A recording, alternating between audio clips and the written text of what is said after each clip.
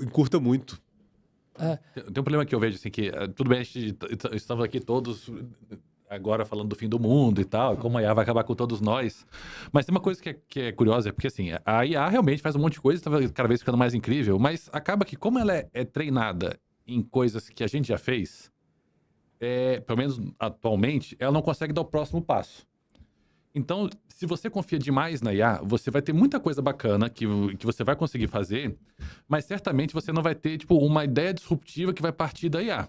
Pelo menos Será? como tá hoje. Assim, Não teve tratamento de saúde que as pessoas não estavam vendo saídas e aí ela foi lá e desenvolveu uma nova forma e ela resolveu muito melhor? Cara, eu não vi. É possível que a IA conecte pontos que as pessoas não conseguem por conta da quantidade de dados que ela consegue analisar ao mesmo tempo, né? Uhum. Então é sim possível que tenham soluções disruptivas que veio a partir do uso da IA. Eu ia falar até daquele do Gol lá, que ele fez uma jogada que nunca, e milhares de anos que joga aquele negócio lá, a IA inventou uma jogada que nenhuma pessoa jogava. E as pessoas começaram a aprender que essa era a melhor forma mesmo de jogar, né? Isso. Mudou a forma Você entende? milenar de Então jogar. pode ser que a gente não crie algo, porque foi uma mas ele questão pode lógica. começar a te dar uma visão Uhum. de, opa, usa a forma. E essa questão de criação de drogas está muito forte. Uhum. Novas drogas estão sendo a área de médica, que é uma área que vai se favorecer muito da IA generativa. Um dos cases é a criação de novas drogas. Mas eu acho que é uma questão também, tipo, essa jogada do Gol, por exemplo, é uma questão de lógica. Ela conseguiu interpretar ali, tipo, seguindo as regras, que ela tem todas as regras, todas as jogadas e tal, ela conseguiu fazer uma jogada diferente e tal. Mas eu penso, às vezes, em algo um pouco mais criativo, sabe? Assim, eu não vou ter um exemplo agora aqui, mas no momento, como tá, pode ser daqui a uma semana, lance uma nova que vai, a AGI e tal, que tenha resultado tudo. Mas hoje em dia eu vejo mais, realmente, eu não vejo ela chegando nesse ponto de que ela vai dar, tipo, criar o próximo salto aí. Não vejo ela fazendo isso, então, assim, por isso que eu acho que é importante. Eu acho que Você acha que ela vai repetir o que a gente já fez?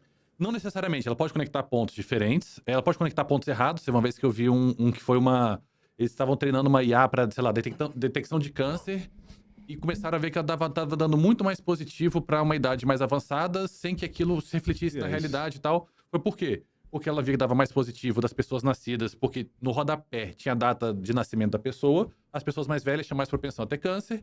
Então ela interpretou aquele problema de ter os dados bem limpos, né? Porque ela achou uma outra lógica ali. Não tava, tipo, o raciocínio dela foi certo. A solução foi errada porque ela ficou enviesada, porque ela se baseou em algo que não era o ideal. Mas o que eu acho é que, assim, hoje em dia tá muito ruim mesmo, assim, pra perder emprego, como você falou, pra júnior. Isso tá ruim porque é quem você vai ajudar a desenvolver e tudo mais. Só que pra quem é sênior e tudo mais, você tem experiências que você já passou, que são únicas, que te ajudaram a chegar no lugar que você chegou. Que hoje o que eu vejo que é o maior valor que você pode ter num profissional são as experiências que ele teve. Então, assim, mesmo pra quem tá começando, tem que fazer um projeto, tem que fazer alguma coisa. Você tem que mostrar, você tem que ter tido uma experiência, porque a experiência a IA não tem. E, assim, e muitas vezes apesar dela poder fazer conexões que a gente não vai conseguir, porque a gente não consegue pensar em ter tantos dados quanto ela para poder cruzar instantaneamente, você muitas vezes tem uma solução que você vai ter porque, putz, um dia eu fiz isso, deu errado. Então, assim, eu acho que hoje, quem tá realmente enrolado é quem tá no início, vai ter que se dar um jeito de conseguir experiência, nem que seja criando um projeto, fazendo alguma coisa gratuita e tudo mais. Mas eu acho que ainda não é um risco tão grande pra quem já tem mais experiência por causa disso. Mas pra hoje, né? Pra hoje, não. Pra daqui a 6 meses eu não faço a menor ideia do que vai acontecer. Esse que é o medo, né? Eu acho que a tendência é cada vez piorar. Realmente, aquele ponto, né? Hoje, a IA é um excelente estagiário. Às vezes, dependendo da função, já é um júnior, né? É o caso que o Rogério falou, mas eu acredito que à medida que essas LLM vão evoluindo, é possível que elas realmente comecem a superar isso, de ser um mid-level, um sênior e tal. Ou pode ser que elas alcancem uma barreira, que é uma aposta que eu tenho tido ultimamente, assim, que é a barreira dos dados. Como os dados estão cada vez mais fechados a partir do lançamento de um ChatGPT, eu acho que a minha visão de curto prazo é que vai dar uma travada. Mas E vão ser evoluções mais de entrega da inteligência artificial do que sei lá, na capacidade cognitiva, né? Bem entre aspas, assim, que ela tem. Então, por exemplo, a o ChatGPT, né? Ele lançou o 4, isso ano passado, aí esse ano lançou o 4O. Cara, a diferença do 4 pro 4O não foi grande na questão de entregar, sei lá, você dá um prompt e ele te dá entregar uma resposta. Foi muito mais na forma como você interage com ele. Então agora você consegue interagir por áudio. Então, basicamente, ele tá juntando várias inteligências E artificiais. custo, né? Multimodal. Tá fazendo um multimodelo para te entregar a mesma coisa de formas diferentes. Uhum. Mas ele tá te entregando a mesma coisa. Então, por exemplo, se ele tá pegando e lendo uma imagem e te entregando... Lendo aqui, tipo... E entendendo aquela imagem pra te dar uma coisa... É a mesma coisa que um texto, só é uma informação Que sendo tá em transmitida formato. de outra forma. Aham. Mas a inteligência em si não parece que aumentou, o próprio- entendeu? Só um lado do... Desculpa. Muito. Só tô continuar. O próprio Midjourney, que da versão 3 para 4, foi uma coisa incrível, assim, tipo, passou de um troço que era divertido de brincar pra alguma coisa que realmente dava pra você usar até comercialmente. Do 4 pro 5 já foi um salto um pouco menor. E depois do 5 foi 5.1, 5.2. Aí agora eu já tô falando Midjourney fazer vídeo, fazer imagem 3D. Então, assim, eu concordo com isso que você tá falando, que parecem que teve um pico, mas agora a evolução realmente está sendo um pouco mais lenta. Até que alguém consiga descobrir uma coisa incrível, eu concordo com você que dificilmente você vai ter um outro salto desse, pelo menos num... Mas se ele tá vendo vídeo agora, ele não consegue interpretar todos os vídeos que existem. Pode E aí ser. é uma Talvez, quantidade é. infinita de dados, assim, que a gente tem vídeo de tudo, né? Pode ser que isso seja uma forma dele conseguir agora absorver mais dados, né? Uhum. Então, não. E daqui a não sei pouco dizer. criar experimentos, e aí ele vem pro mundo real. Mas é vai complexo, tá porque andando. uma coisa interessante, né? Tipo, LLM não é de agora. Já se falava disso, pelo menos que eu lembro, desde quando eu entrei na faculdade. 2011 já estavam fazendo, já tinha um bando de artigo. Não Então, era viável, né? Hã? Não era viável. Não era... A barreira era Era tecnológico. tecnológica. Aham. Tecnológica.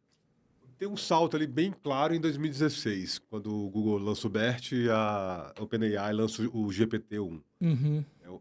Isso é mais por causa de 2011, 2012, quando teve o World Vector. Mas isso aí é papo mais nerd. Não, mas Mas, conta, é bom saber esse papo. Não, é porque, na verdade, é o seguinte, né? Até então, até 2011, 2012 ali, machine learning era bem limitado. Aí você fazia muito, por exemplo, a linguagem natural baseado em bag of words, técnicas que a gente hoje em dia considera muito antiga. Uhum. Então, por exemplo, a gente falava o seguinte, ó, a gente tinha isso aqui é cidade, isso aqui é estado, então, e ele interpretava assim, né, a sequência das palavras. Então, a gente fazia muitas técnicas para tentar explicar para machine learning como é que era uma frase. E aí, em 2011, 2012, surge esse conceito que depois vai se culminar no embedding, né, que são word vectors. Então, as palavras, elas começam a ser organizadas. Pensa em 3 dimensões ou em 2 dimensões, que é o que a gente consegue perceber, né? As palavras. Então, ele começa a colocar comprar, adquirir, ter. Eles começam a colocar essas palavras geometricamente próximas e aí as outras separadas. Então, ele vendo, vender, vendeste, vendeu. Ele coloca tudo próximo. Então, ele começa a fazer isso, só que é em N dimensões, não são em 3 dimensões. Então, a gente não consegue nem explicar como que seria. Então, esse movimento todo culminou para a criação do BERT e do GPT, dos modelos, dois modelos disruptivos. O BERT feito pela Google em 2015, 2016, e o OpenAI, quando o Sam Altman vai para lá e faz o GPT-1, lança o GPT-1. O GPT-1 muito mais focado na geração de palavras, e o BERT muito mais em extração de entidades, classificação de sentimentos, classificações e por aí vai. E esses dois modelos vão crescendo e viram o que é hoje. Então, mas na verdade, tudo culminou dessa revolução que aconteceu ali pós-2010,